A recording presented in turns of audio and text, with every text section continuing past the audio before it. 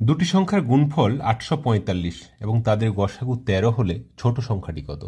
দেখো, এই টাইপের যখন কোশ্চেন থাকবে আমরা কি করব, গুণফলকে গসাগুর বর্গ দিয়ে, মানে গসাগু কত আছে 13, 13 হোল স্কোয়ার বা 13 গুণিত 13 যাই হোক দিয়ে কাটো। 13 7 91 না, 13 6 78, 6 5 13, 5 আর 13 আবার 5, তাহলে কি পেলাম 5। একে যদি আমরা উৎপাদকে বিশ্লেষণ করি কি পাবো, 5 × 1, তাই তো।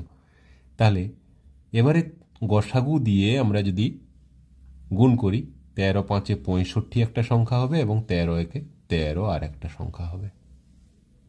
তাহলে এখানে অ্যান্সার কি হবে, কি চেয়েছে, ছোট সংখ্যা। ছোট সংখ্যা কোনটা, 13, অপশন সি।